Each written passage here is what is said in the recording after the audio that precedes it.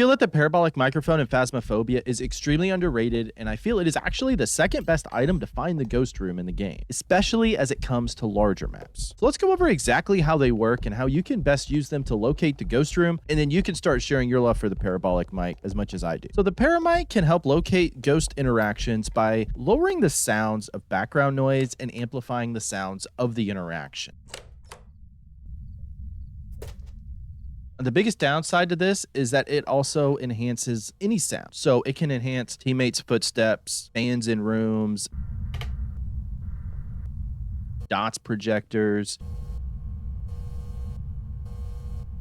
anything that makes noise is going to be amplified by the paramic, so you can hear it more clearly. So if you are planning to use it in a multiplayer game and you're playing with teammates, usually you want your teammates behind you so you can focus only on sound straight ahead without worrying about what your teammates are doing. Tier 1 paramic for newer players is going to help you understand what interactions sound like so you can hear them better outside of paramic. So it will amplify the sound of an item being thrown, and you're going to hear that better with the paramic. It's going to allow you to notice that in the future. Now, the biggest downside of the tier 1 paramic is that it doesn't have any dB levels or anything showing you a good direction of where the ghost room can be. This is why typically you're going to face it one direction, see if you can hear a sound. And that is why if I'm going to start with a parabolic microphone, typically I want to use a thermometer to go with it. Typically how it's going to work is you are going to walk around with the paramic out, see if you can hear an interaction. You may not know which room that exactly came from, so then you can whip out the thermometer and check the temperature to see if that is the ghost room, which I will go in detail exactly how to use the paramic to locate the ghost room later on in this video. Let's talk more about the tier 1 paramic now. This parabolic microphone has a range of 20 meters. This means that it's going to pick up any interaction within 20 meters of the paramic. This can still be useful on small maps, but since they tend to be more confined spaces, it might be more difficult to narrow down exactly which room it came from. But this is also why it shines way more on larger maps like Sunny Meadows, Prison, and High School, where there are these wide open spaces and you can sort of narrow down a good direction to then verify with a thermometer where the ghost room is. This is why I find on larger maps it is an absolute must to start with a parabolic microphone. Again, top 2 items to find the ghost room in my mind are the thermometer and the paramic, and pairing them both together makes it to where if you are struggling, you can find it super fast. Do you agree with me on that? Let me know in the comments. Am I overrating the paramic in your eyes? So again, if I were to start with the paramic, typically what I will pair it with is a thermometer and then probably a flashlight as my 3rd item. Then just walk into the house, walk around, see if you're picking up anything on the paramic, hearing any sounds for interactions. Sometimes there will be some ambient sounds here and there that's not going to be from the ghost, but a lot of what you're looking for is for it to throw an object, knock on a window, interact with a door, or sometimes you may also hear a ghost whisper. And since the tier 1 paramic can be kind of hard to pick up things sometimes because it doesn't show you anything, you're only listening, a lot of times I find I will hear the ghost whispers first. If that happens, I know that I am in the right direction for the ghost, and I need to start checking surrounding rooms with the thermometer to verify which one the ghost room is. The tier 2 paramic you will unlock at level 31, and it will have an increased range up to 30 meters instead of the 20 meters like the tier 1. This one now has that screen that showed the dB levels, which if you played Phasmophobia before the Ascension update, it's the classic paramic. This is going to allow you to get more accurate readings and better location for where you should go to try to find the ghost room. And after tier 2, of course, comes a tier 3 paramic, which is absolutely amazing in my eyes. It still has that same 30-meter range as the tier 2 paramic, but it comes with this sonar screen that actually shows you the location of the interaction, how far you are from it, and what the dB level is on the map. This is just so extremely useful at finding the ghost room, and again, you can verify it quicker with the thermometer after you do that. The only downside of this is that you do not unlock it until level 72, so you might be grinding for a while to get to that. Now, some ghosts are going to have interesting interactions with the paramic. Firstly, Mylings are said to make paranormal sounds more often than other ghosts, and these are the ghost whispers that you hear into the microphone.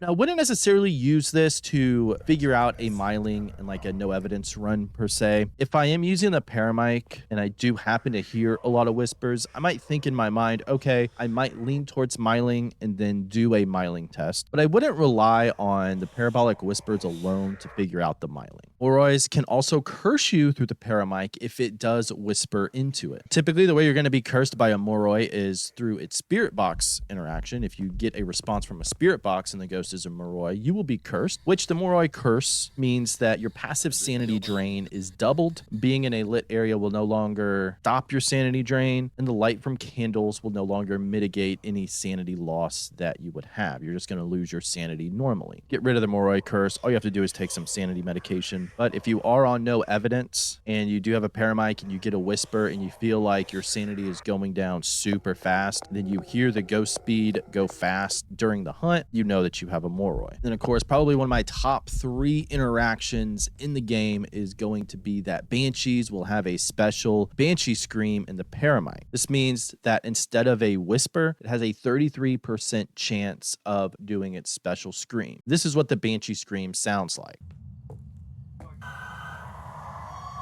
Now that you know how the paramic works, you have my recommended items, we know what the interactions are. Let's go through exactly how, from start to finish, you will find where the ghost room is. All right, so we're going to start by finding the ghost on Tanglewood using only the paramic, thermometer, and of course, flashlight to start. Few things to keep in mind.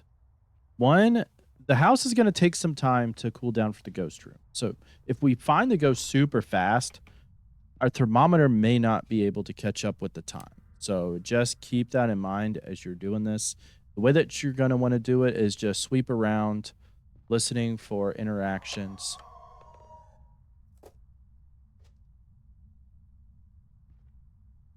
I love that. I love that. See, that's the power of the paramic. Yo, let's go. We got the Banshees.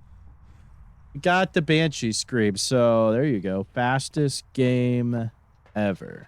All right, let's do that again. We're going to be sweeping to try to listen for interactions. Find the ghost room, listen for interactions. I'm still going to throw me off. Like I said before, remember, if we do hear anything, we're going to have to wait for the ghost room to cool down and wait for our thermometer to get up. So it may not be a bad idea if you're on a small map. Just leave it in the main area. Pick it up later. So that way it is reaching the temperature instead of being in the inventory. Okay. So once again, this time we heard the whisper first, which you are extremely active. Oh my lord. Okay. So let's figure out where the ghost room is. Yeah, a 20-meter range on Tanglewood is pretty far. Pretty far. So now you just heard it touch the keyboard. So is this the ghost room? It is going down. It could be the bathroom, but I'd be willing to bet that it is the blue bedroom. And that's how you use the paramic to assist with finding the ghost room. Again, on Tanglewood, it's not really as necessary because it is so small, but I wanted to show you that it was still possible. And then from there, you would go and start getting your other items that you would want to use. Start placing. All right, let's do something a little bit bigger in Bleasdale. So we're going to start with the paramic, thermo, flashlight. So turn it on. You hear it sort of drowns out the rain noise. So we're only focusing on interaction. So how quickly can we find the ghost room with this? More than likely, so you may hear a whisper before anything else when it comes to this, especially with the tier 1. That's what I've noticed from using the tier 1. So we're just going to wander around. Bleasdale is pretty big. The bone right there. If we want it.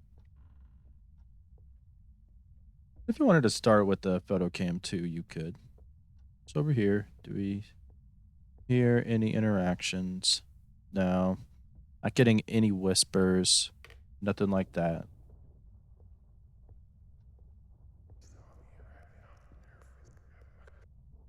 There we go. See, we've heard nothing, but we heard the whisper. And that's been my experience with the tier 1 paramic.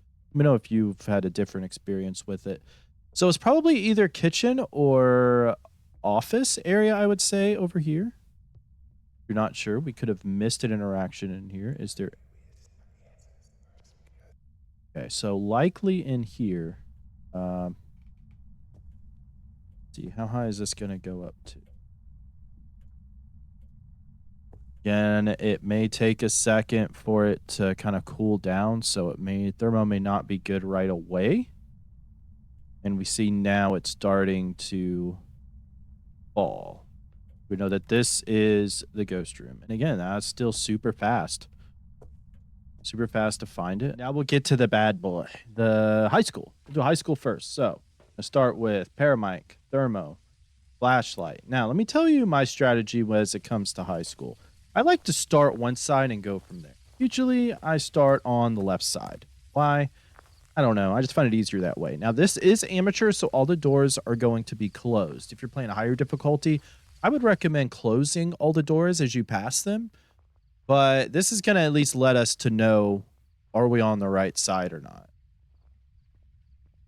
We should be able to see it, I guess, is what I more meant to say.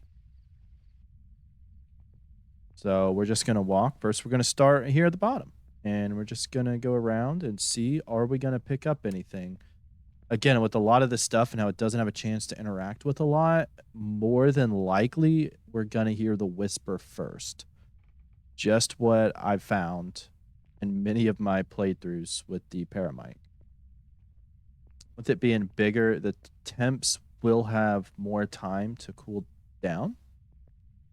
So that is a possibility as well. So I'm not going to go through the gym yet. I'm just want to sort of get down here. And, you know, you can run. I don't really recommend running when it comes to the paramic.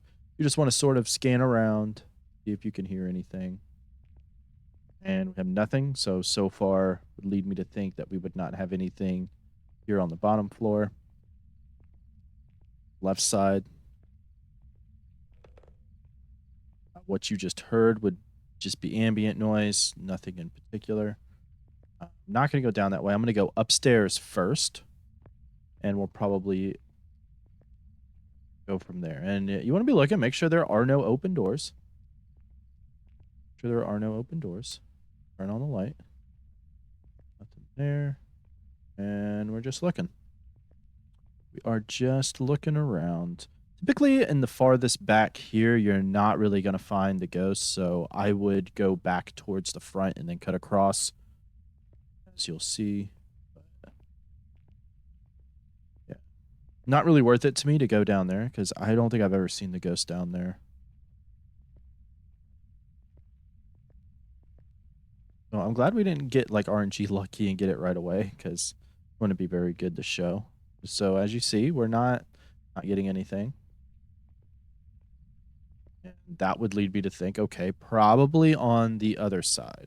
And with it being a while till we get over there, it could be good because you might can see an open door. So now I'm going to cut across the front. It's going to keep walking on down and just sort of scanning. So I decide, are we going to pick up an interaction? Are we going to pick up a whisper? Are we really going to pick up anything? This is more of what it is that you are looking for. So we're looking for open doors, cracked doors. We don't see any. Try this, nothing down here. And we're just sort of scanning, getting around. Are we going to hear an interaction? Are we going to hear a whisper? So this would be really hard to find, I think, without the paramic. You could start with the video camera to look for dots or do stuff like that, but not really as effective to me as it would be pinpointing with the paramic, with the thermo. We just want to keep scanning to see, okay, are we going to pick up a whisper or an interaction? Since we haven't seen or heard anything, it's probably going to be downstairs right side over here or maybe in one of the front hallways. Could be the basketball gym as well, but let's see that. So that. And yep. Again, we heard the water going off and we see the cracked door. So it's pretty easy. when it does that, at least. But that's how we found it. And we see our breath in here, so we can already confirm and go from there. Now, since it is here, it's probably is better to be able to find it because it does have more stuff that it can interact with. And you would go start and like just, that took us a while, right? That took us a while. We can go leave this stuff here. The thing about the high school is that it is square, so it's very easy to get to learn the map pretty well. We're gonna go out here. We're gonna go to the truck, and even though we were in there for a little while, it took us a little bit of time to find the ghost room.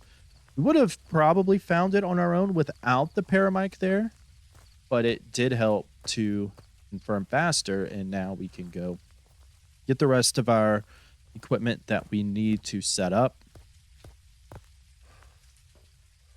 And we have only lost between 1 to 3% sanity because we turned on the lights and just started finding. So we're definitely in a good position now. We have high sanity.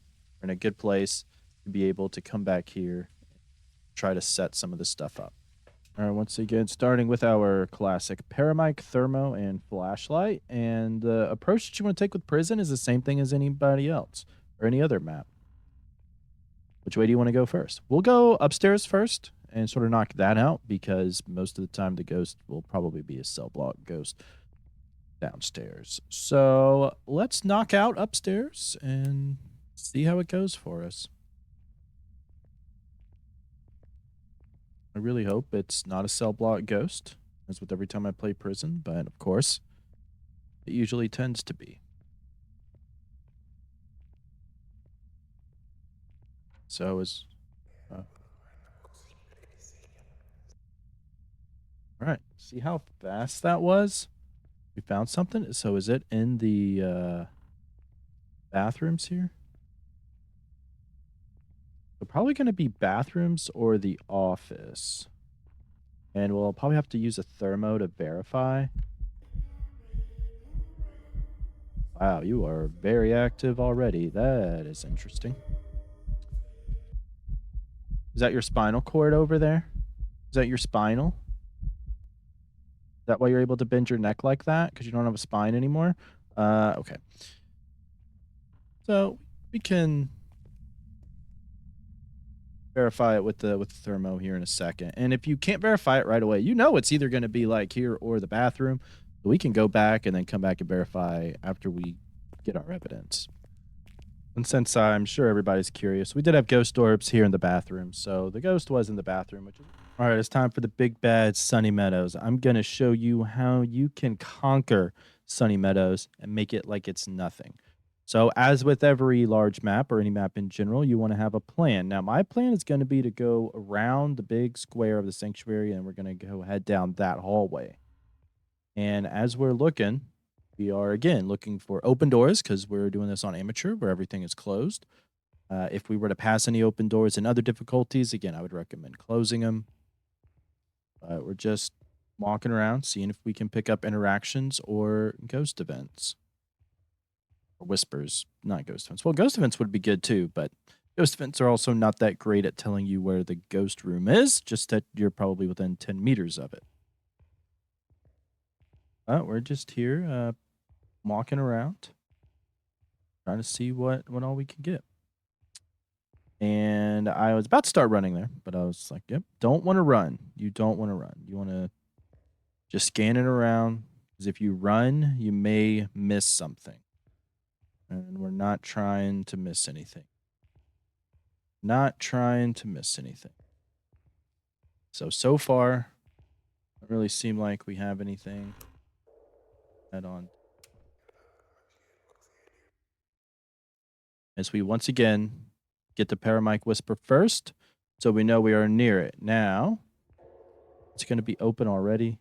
There's a lot of ambient noise in Sunny Meadows, so just be cognizant of that. I'll have to figure out which room. Is it this one?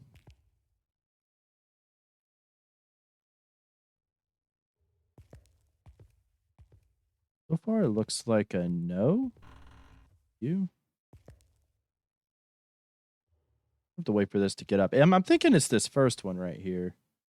If I had to guess.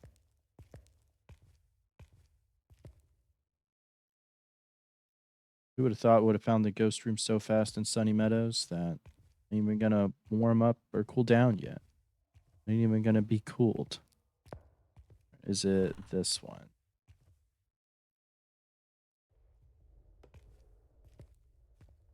No, it has to be one of these first two rooms. Right?